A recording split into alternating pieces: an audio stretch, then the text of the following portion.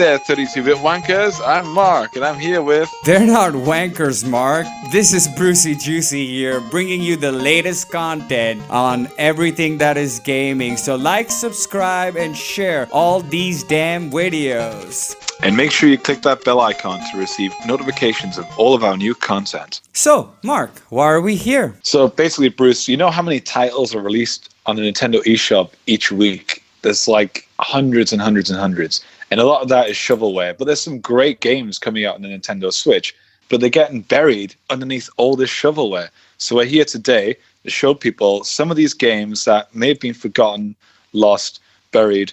Rest in peace, these games. We're going to be bringing them back to life and telling you all about them right now. The first game I want to talk about is Chained Echoes.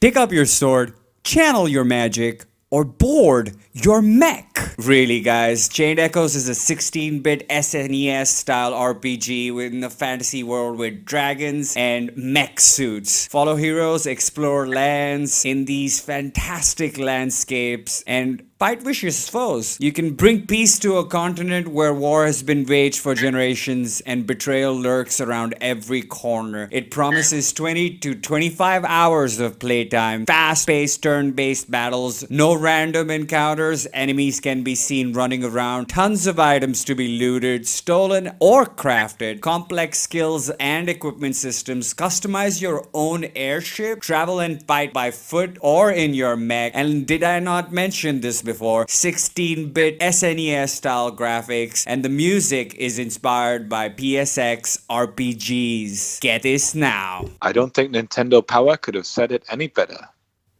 So this game, I played the prequel originally on the Xbox 360. It was actually the first live arcade game I actually paid money for. We actually played the demo for about a month and a half before we bought the game. This game is Marble It Up, and we played the original, which was Marble Blast Ultra. This is a physics-based game with loads and loads of fun. There's racing, collecting jewels, online high scores. It's so competitive. Some of the online scores, you see their times, and it's like, how the fuck did they do that? And the good thing is you can watch them do it as well. So when you're like trying to figure out the best way to get through a level in the fastest time ever, and you think you've got it cracked, and then you see online somebody's beat it by like a minute, you're like, what the hell? You can just go to the high score, click on their name, and watch their video. Then everything makes sense. There's different kinds of jumps and power-ups and things that'll help you get through the game, get the fastest speeds, get the highest scores. It's just a lot of fun. There's a real learning curve to it, but once you get the hang of it, it's amazing. It's so much fun. Sounds like a mix between pinball and Mario Kart in one. I guess I'll have to check this game out. So anyways, Mark, what's next on this list? Toki Tori. The first time I played this game was on iOS on the iPhone. It's a really cool game about a little yellow chicken. It's a little bit like Captain Toad, but without the 3D world, without being able to like spin the world and rotate it. It's a little bit more like just left to right. But you can't jump, you can't attack, you can only do certain things. And there's a lot of like puzzle aspects to it. Climb the ladder, drop on an enemy, get to this bit here, and if you do the wrong thing at the wrong time, you're stuck and you've got to restart it. But it's such a cool game. And what we're actually showing on the screen at the moment is Toki Tori 2, which I've actually not played, but I think will be a great game. Now, both of these games are available on Switch right now, but this one, they're promising a bit more of a Metroidvania kind of feel, which I think would lend itself really well to this character and this type of gameplay. So it's definitely a game to watch out for. Well, definitely looks like a Captain Toady game there. I never did like Captain Toad. I downloaded a demo. I'd pass on this one. But for the sake of $2, the first game is definitely worth giving a shot. Well, that's true. Everyone's got their own thing. So anyways, what's next on that list? The next one is Save Me, Mr. Tako. So this is the first game I've seen in a long time that is recreated, actually the only game I've seen that has recreated the Game Boy aesthetic. Those colors, the different greens, the different grays, the graphics, 8-bit, not even 8-bit, is it? It's like, it seemed like it was less, but it was never classed as 4-bit. Yeah, I know, I missed that. I missed that Game Boy feel in games. Yeah, well, this was like the first game that's brought that back that wasn't actually on that handheld console. It feels like you've got a Game Boy in your hands. I mean, you you haven't got a Game Boy in your hands, but it feels like you're playing a Game Boy game. You get all these different hats that have different powers. Like there's a witch's hat, which we're looking at right now, which makes you throw cats at enemies. And it's just a great fun game. Interesting. I would love to play the Game Boy aesthetics at some point again, and this could be a great option on the eShop. The prices will be mentioned in the cards down below. You can check those out. This will bring us to our next game. I think, Mark, you're doing this one too again? Yes, I am, Bruce. This is the SEGA AGES arcade port of Outrun. Ooh. Now, this isn't the new. It's not the new Outrun. This is the original arcade, like 1990s or late 80s, I want to say.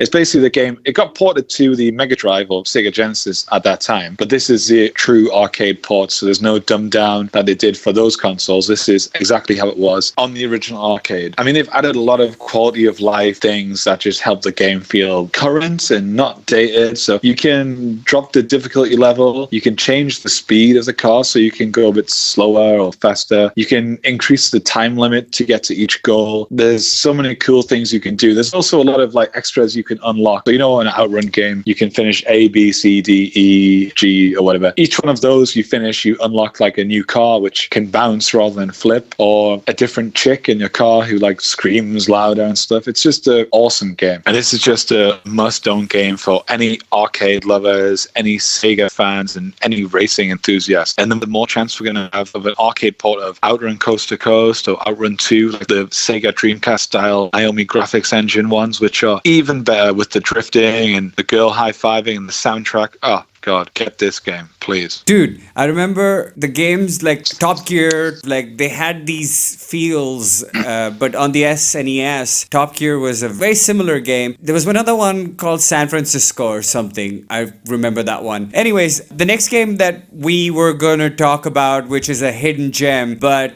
I think, again, Mark, you're going to take it away. It's called Stay, if I'm not mistaken. That's right, yeah. And I can't really say whether it's a hidden gem or not, because I've actually not played this game. I first heard about this game watching Metal Jesus Rocks on YouTube about 2 weeks ago. Yeah, shout out to Metal Jesus. He picked this game up on the PlayStation Vita, and I watched the trailer while he was talking about it and listened to what he said, and it sounds so unique and so different. It's like a Tamagotchi. You have a boy that you're looking after who's trapped in a basement. You communicate with him via a computer with text messages and e-messages and stuff like that, emails or whatever, and you can sort of tell him to do things and not to do things when he asks for your advice, and it's all in real time. If you leave him too long, he may come back and he might be dead. So you can't just leave him for a week and then come back to play the game. He might be dead, y'all. Oh, shit. We're gonna connect that into the next game that we're gonna talk about, and that's The Escapists 2. This game is actually a bestseller when it came out. It's changed a little bit of what it had from Escapist 1. Simply put, escape yourself or with up to 3 friends locally or online. The Escapist 2 is now available on all consoles and mobile devices. For the first time, Escapist 2 offers drop-in, drop-out play. That means you can just drop in anytime and then just get the fuck out. Split screen if you're doing it in couch mode. Online play for up to 4 players together, which wasn't, I think, available in the first one. Both co-op and versus modes are available. Multi-level prisons, more items than ever before, new crafting systems. There's just so many more ways to break free. It's been revamped, the combat system. You can now lock onto your targets, block, and perform both light and heavy attacks. It's got similar but new graphics. The unique art style of The Escapists is what makes this game special. There's more than 300 customization options, including the option to play as a male or a female inmate, which I think wasn't there. Those sexist bastards, Part 1 developers. The tagline goes, there have never been more ways to escape, or something like that. And I think this is a definite pickup if you're into games like The Escapist. Or if you're in prison yourself, because it might teach you how to get out there.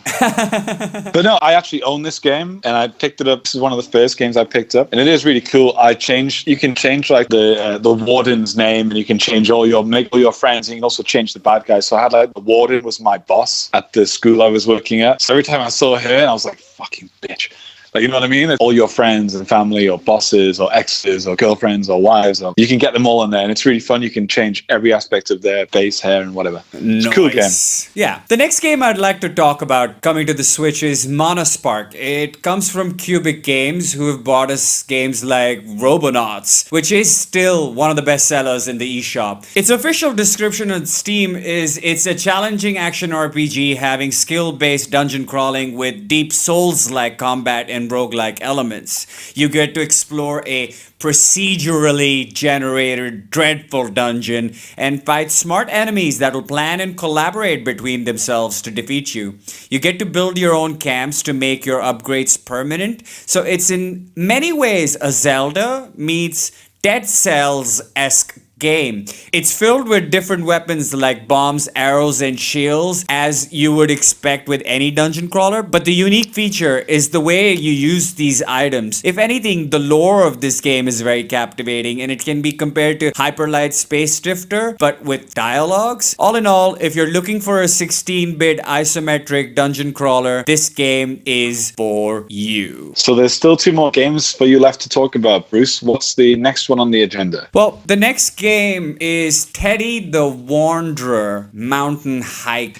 So if you want to buy something for your kids, the next game is for you. Meet the adventurous Teddy the Wanderer and visit his uncle who lives deep into the mountains. The game has beautiful hand-painted graphics, soothing music, and violence-free story all in one game. Teddy the Adventurer brings joy to every youngling as well as brings educational value. Join the unforgettable field trip and learn the basics of art, color mixing, shape recognition with the most charming bear. Traverse the colorful locations full of thoughtfully designed details and have fun solving dozens of puzzles. Young and old, everyone will find the wandering among nature amusing and enjoyable. Here's where our list of game ends, and we're going to switch over to the last game, which has a recap in its trailers, so there isn't much to be said, but to just watch and listen. We're Mark and Brucey Juicy from 32-Bit Land, and without any further delay, we bring you our last choice on this list. See y'all. Goodbye. And I just want to say goodbye to Teddy the Wanderer as well. Once upon a time, our 3 heroes were reunited on a quest to search for Celius, the mysteriously vanished prince.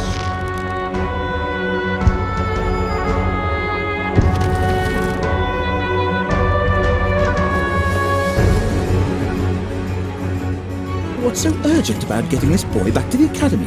Maybe they worry about him getting kidnapped. Or he could run into trouble out there in those old ruins.